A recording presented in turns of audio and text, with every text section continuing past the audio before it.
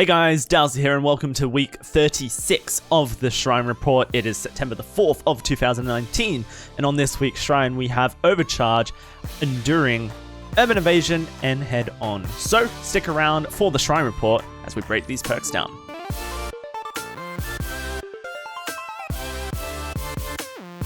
Welcome back to the Shrine Report. My name's DOWSEY, and this week's Shrine isn't the best Shrine that we've had. I mean, it's not the worst either, it's just a bit okay, if you know what I mean, when you compare it to the last couple of weeks' shrines, which have been really good. This week's shrine has some okay perks on it, but also if you stick around and we can go through all the different perks, you'll see why this shrine maybe not be the best that we've had so far. But if you want to skip ahead to any of the individual perks, then links in the description in the comments section below.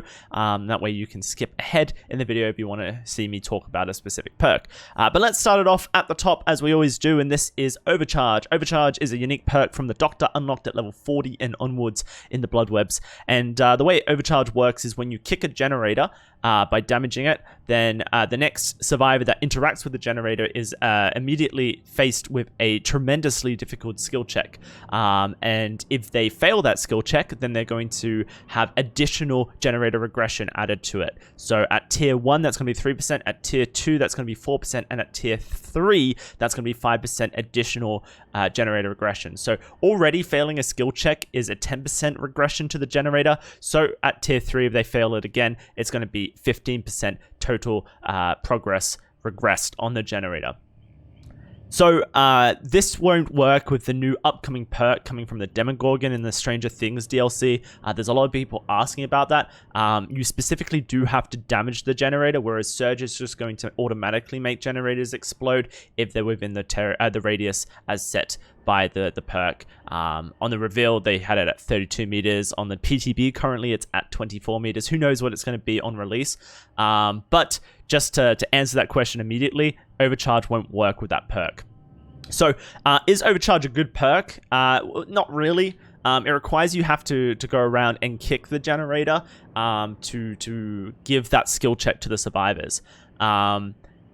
Pop Goes the Weasel is probably a better perk if you're going to be kicking generators for regression, due to the fact that you can get 25% of the total repair progression on the generator immediately regressed, as well as the overall regression that comes from that. Also, as soon as you start getting into the higher ranks of Dead by Daylight, survivors will hit that tremendously difficult skill check like it's nothing.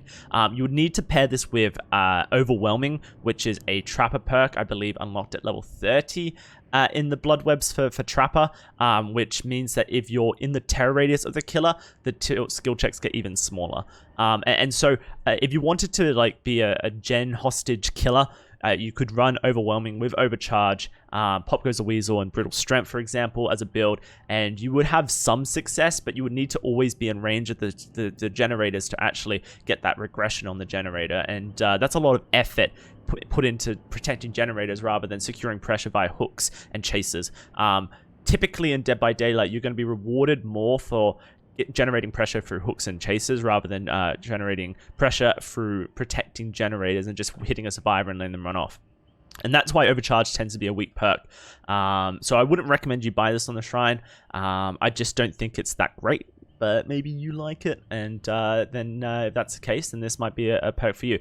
5% extra regression on the generator is nothing, in my opinion, considering you already get 10% if a survivor fails the skill check. But I guess you are forcing some survivors to fail skill checks, so that's where Overcharge comes in handy. Moving on to the next perk, it's Enduring. Enduring is a fantastic perk, super strong, and the way it works is that the pallet stun duration is reduced by 40% at tier 1, 45% at tier 2, and 50% at tier 3. This perk is unlocked at level 30 in the Bloodwebs. It's unique to Hillbilly. And so automatically you're going to know what I'm going to say. This is a Hillbilly perk. Hillbilly is a free base killer. So you would be better spent putting about 700,000 blood points into Hillbilly to unlock this perk at level 30 than you would be buying on the Shrine for 2,000 shards. You know, if you're going to have shards and you're new to the game, you could get that within a day easily if you wanted to, that 700,000 blood points on Hillbilly to unlock the perk in everyone else's Bloodwebs. if you're new to the game and you don't have an Enduring unlocked, then you might want to save your shards for cosmetics. You may want to save them for future shrines where you can get better DLC perks. But is this perk good? This is one of my favorite perks in the game. Currently, a pallet stun takes 2 seconds to recover from. Recently, they buffed Enduring to make it so that it would reduce the stun reduction by 50% rather than... they had some weird maths before. It was like your recovery to stuns is 75% faster. Your stun recovery rate. So it wasn't actually like a linear equation. It was like your stun recovery rate. It was very strange maths, and that was at 75%. So then they changed it to 50% pallet stun duration, which was a buff to pallet stun duration. So before it was like 1.2 seconds. Now it's 1 second to recover from the stun at tier 3.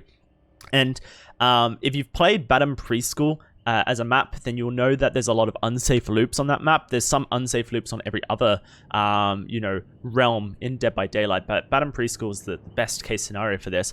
Enduring is going to allow you to basically disrespect every pallet. Disrespect every pallet by walking through it. You're going to get stunned, recover in a second, and then you can mind game off the pallet. Most pallets on Badham Preschool you can mind game essentially, and so an experienced killer may decide to opt out of Enduring because it's only a 2-second stun anyways. And then what they will do is they will learn which pallets they should disrespect, which pallets they should respect, and just not worry about Enduring. You know, Shack Pallet, for example, you're always going to disrespect Shack Pallet because if you respect the stun on Shack Pallet, then the survivor's going to get an extra loop on you, and you can't afford that. There's a lot of loops like that in Dead by Daylight, but I prefer to just run Enduring on a lot of my M1 killers anyway. You could pair this with Spirit Fury, and then you're going to get the free pallet break at tier 3 after you've kicked 2 pallets, although survivors at high ranks are going to start to play around Spirit Fury by dropping the pallet early. So yeah, Enduring, very strong perk. It's really good for chasers, and I would recommend that you put the 700,000 blood points into Hillbilly to unlock this if you haven't already, rather than buying on the shrine. Urban Evasion is our first survivor perk here. This is unlocked by Nia Carson at level 35 and onwards, and the way this perk works is that when crouching, your movement speed is increased. So at tier 1 that's by 90%, at tier 2 it's by 95%, and at tier 3 that's 100%. And at 100% you walk at the same movement speed as if you were crouching. So sorry, you crouch at the same movement speed as if you were walking. So once you get Urban Evasion to tier 3, you can crouch around at the same speed as you would walk around in Dead by Daylight. So this is a very good immersion perk, a very good stealth perk. If you're new to the game, then you may use this perk to evade the killer rather than be chased by the killer. I guess really, if you're new to the game, then you have to make a decision. Who do you want to level up? Do you want to level up Dwight first, Claudette first, Meg first, Jake first, or Nia first, as the other 5 free characters in Dead by Daylight? A lot of people are going to level up Meg Thomas first because she has Quick and Quiet, as well as Sprint Burst, which is an Adrenaline. 3 very strong perks. You could run those 3 perks and then a 4th of your choice, and you're going to have a relatively decent survivor build straight off the bat. Sprint Burst for the exhaustion and the speed boost.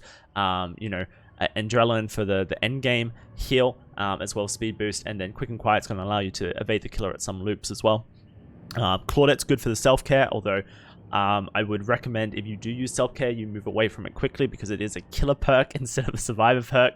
Any survivor that spends 32 seconds self-caring in a corner is wasting time when they could have got healed by 16 seconds by another survivor and then jumped on a gen with them. I guess you could level up Jake for Iron Will, Dwight for Prove Thyself. But yeah, like the question usually is between Meg and maybe Nia, I guess, if you want the Urban Evasion. If you really wanted to level up Meg, then you could buy this on the shrine for 2,000 shards, and then you would get Urban Evasion in your Meg blood webs. However, it's only level 35, so it's probably only about 800,000 blood points.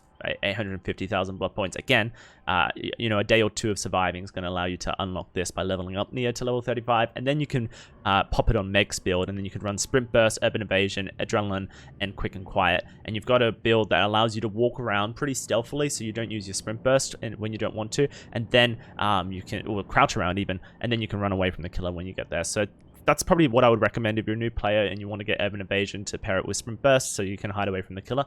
Then put 800,000 blood points into Nia, get it unlocked in Meg's Blood Web, and then play Meg. Last perk here is Head On. It's a unique teachable from Jane Romero, unlocked at level 40 and onwards.